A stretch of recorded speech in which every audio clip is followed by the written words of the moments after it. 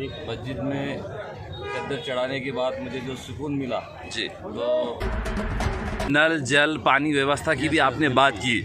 If suppose you are elected to MP as a government of India, so what do you think about CAA and NRC?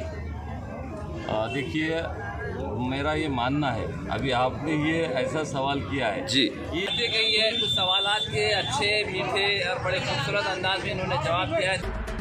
नहीं, और निष्क्रिय खासदार है, उनके बारे में क्या कहना। और बड़े बड़े चॉकलेट देने में माहिर है जी। मुझे नहीं लगता मेरी लड़ाई उनके साथ है। मुझे लगता है कि ये राष्ट्रमाता जिजाऊ की भूमि है, संत गजानन महाराज की, संत सैलानी बाबा की भूमि है। तो ये स्वतंत्रता के 76 सालों में जी। कुछ पार्टियां ऐसी है जी। कि जो सिर्फ वोट चाहती है, जी। हमारी मुस्लिम कम्युनिटी का वोट चाहती है।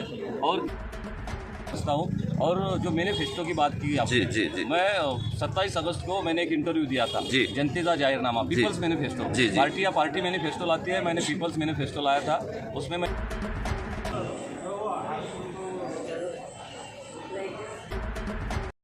तो शेरके साहब बताइए, आपका आज खामगांव शहर के मस्तान चौक में कैसे आना हुआ? अभी आप सभी को पता है कि लोकसभा का माहौल चल रहा है जी, और उस सिलसिले में मैं यहाँ सब लोगों से मिलने आया था। एक मस्जिद में चद्दर चढ़ाने के बाद मुझे जो सुकून मिला जी, तो मैंने यहाँ पे दुआ भी मांगी। और ये दुआ खास करके मैं जीत जाऊँ इसलिए नहीं है जी, कि बुल्ढाना जिले का डेवलपमेंट का विषय है, वन बुल्ढाना मिशन लेकर हम चल रहे हैं जी। मुझे ऐसे लगता है कि सब कौम एक साथ रहे और एक साथ रह के इस ज़िले का विकास हो। तो यहाँ मिलके यहाँ आके मुझे खुशी मिली। तो सर, आपका मुकाबला किससे है, क्या लगता है आपको? क्योंकि देखिए, अगर जहाँ तक की बात करेंगे जाधव जी की, तो पिछले 15 सालों से ही इज़ सिटिंग MP।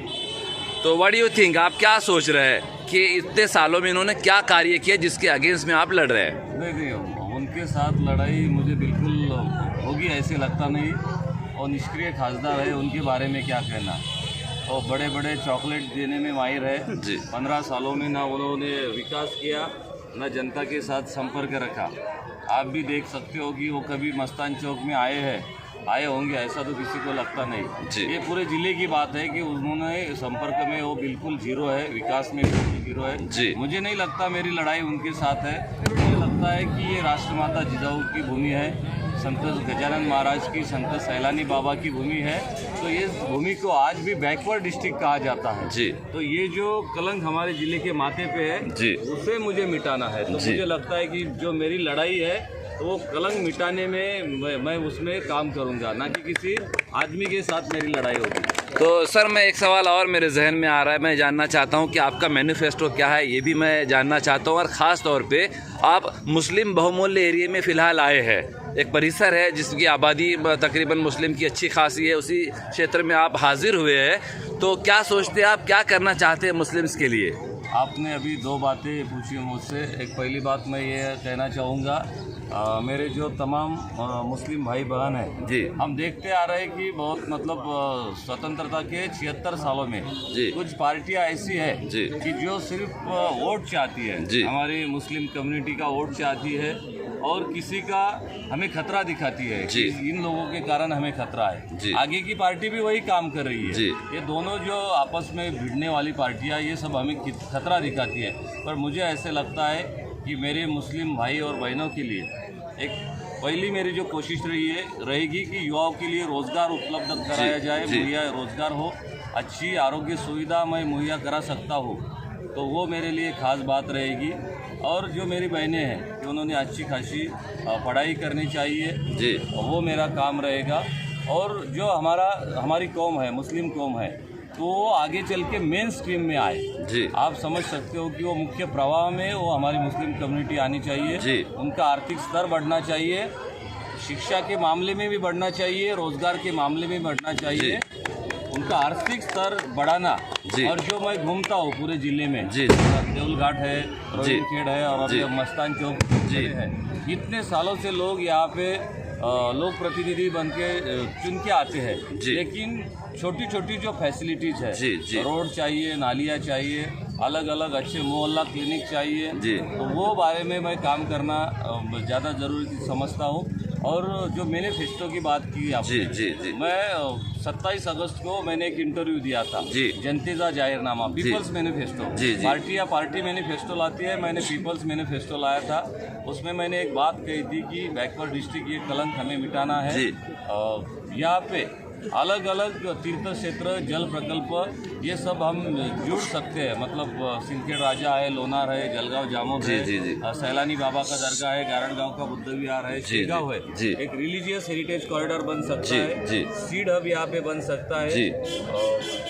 यहाँ पे हर तहसील में MIDC होनी जरूरी है हमारे युवाओं के रोजगार के लिए। जी सुपर स्पेशलिटी हॉस्पिटल होने जरूरी है। जो खेत के रास्ते हैं, जी हम मराठी में कहते हैं पालन रास्ते, जी। वो हमारे किसानों के लिए ज़्यादा ज़रूरी है।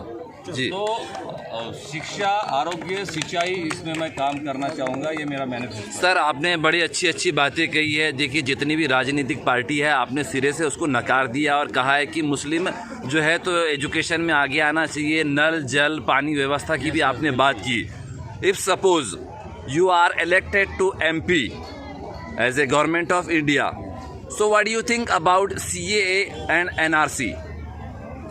देखिए, मेरा ये मानना है, अभी आपने ये ऐसा सवाल किया है जी। कि मेरा ये पहले से मानना है। मैं फुले शाहू अम्बेडकर मूवमेंट का आदमी हूँ।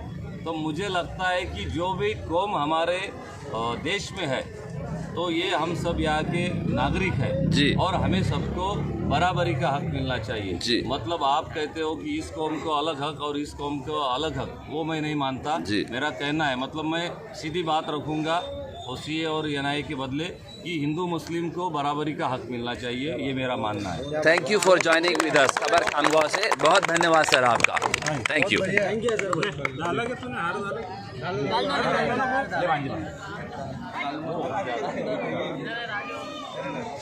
मेरी शादी भी कोर्ट मैरिज हुआ था, वो भी एहसास नहीं मिल रहा मुझे।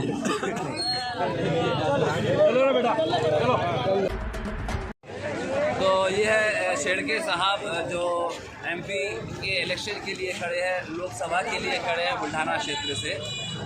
तो बड़ी अच्छी अच्छी बातें कही है। कुछ सवालात के अच्छे, मीठे और बड़े खूबसूरत अंदाज में इन्होंने जवाब दिया है। देखिए आने वाले वक्त में होता है क्या। धन्यवाद। मैं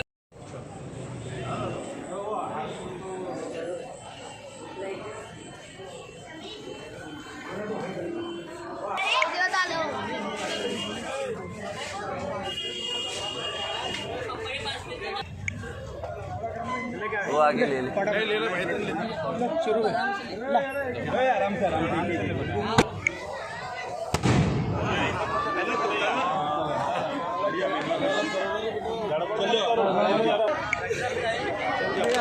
बोल देना भाई। लिंडो यार, साहब के